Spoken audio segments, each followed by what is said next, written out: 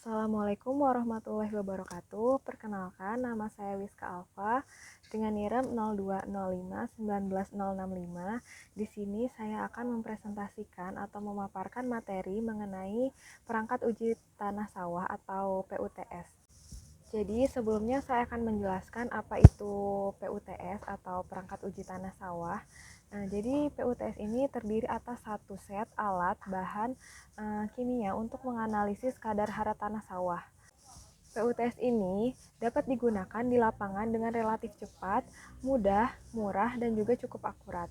Dan PUTS ini dirancang untuk mengukur kadar NPK dan pH tanah.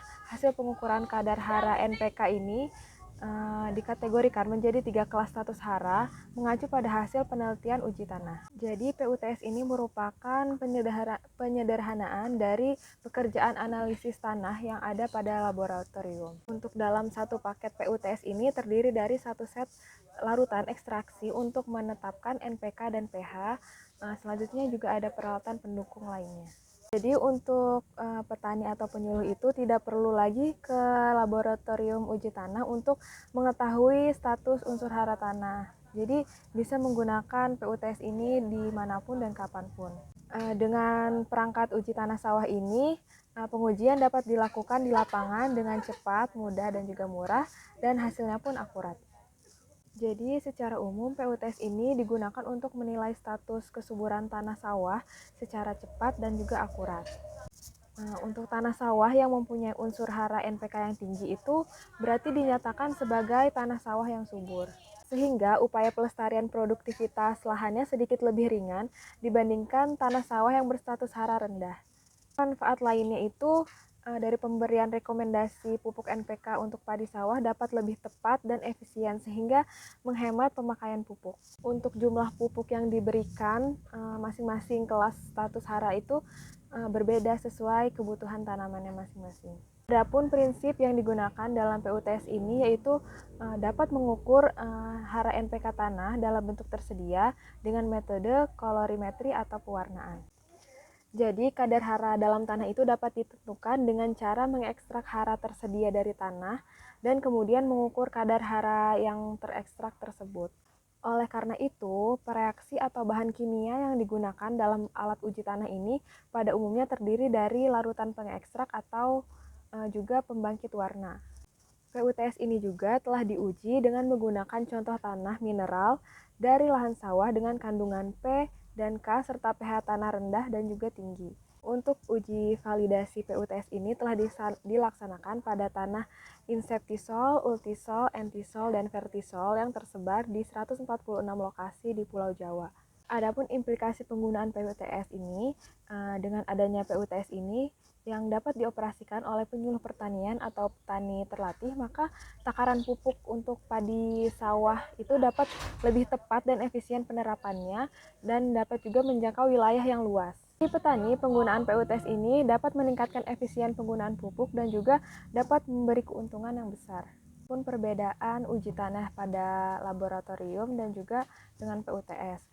Untuk di laboratorium itu prosedurnya itu baku atau lama, sedangkan untuk PUTS ini prosedurnya cepat, dan untuk di laboratorium juga harus menggunakan berbagai macam ekstraksi bentuk hara, sedangkan untuk di PUTS ini hanya mengekstraksi bentuk hara yang tersedia.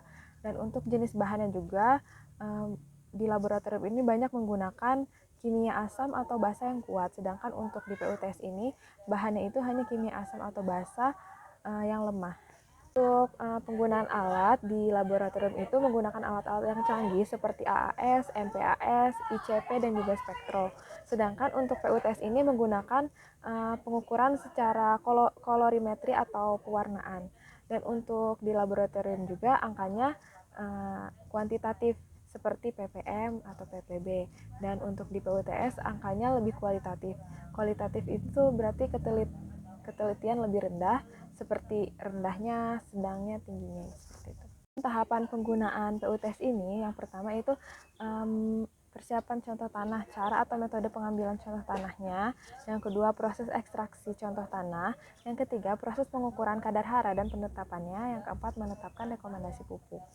Adapun cara penetapan N tanah yang pertama yaitu ambil 0,5 gram contoh tanah atau 0,5 ml, lalu dimasukkan ke dalam tabung reaksi, kemudian ditambahkan 2 ml N1, diaduk sampai homogen. Selanjutnya ditambah 2 ml N2, dikocok sampai rata, lalu ditambah 3 tetes N3, dikocok sampai rata, lalu ditambah 5 sampai 10 butir N4, dikocok sampai rata. Setelah itu didiamkan selama 10 menit. Dan setelah itu dapat ditentukan dosis pupuk urea dengan membandingkan warna yang muncul dengan bagan warna N. Cara penetapan pH tanah, yang pertama itu ambil 0,5 sendok contoh tanah atau 0,5 cm tanah, lalu dimasukkan ke dalam tabung reaksi.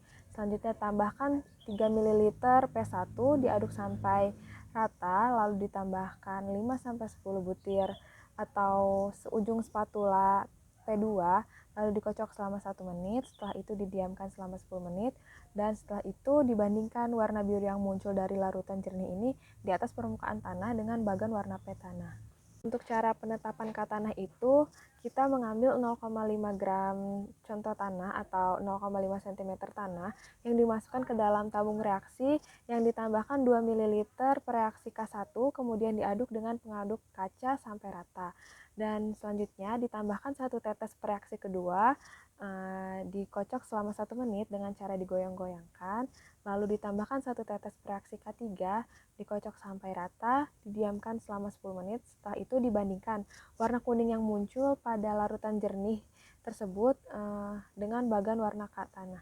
Selanjutnya yaitu ada cara penetapan pH tanah. Cara penetapan pH tanah itu kita mengambil 0,5 gram tanah atau 0,5 cm contoh tanah, lalu dimasukkan ke dalam tabung reaksi. Kemudian ditambahkan 4 ml reaksi pH 1, kemudian diaduk sampai rata, lalu ditambahkan 1-2 tetes indikator warna reaksi pH 2, kemudian dikocok sampai rata dengan cara digoyang-goyangkan. Selanjutnya didiamkan selama 10 menit hingga suspensi mengendap dan terbentuk warna pada cairan jernih di bagian atas permukaan tanah. Selanjutnya bandingkan warna yang muncul pada bagan warna pH.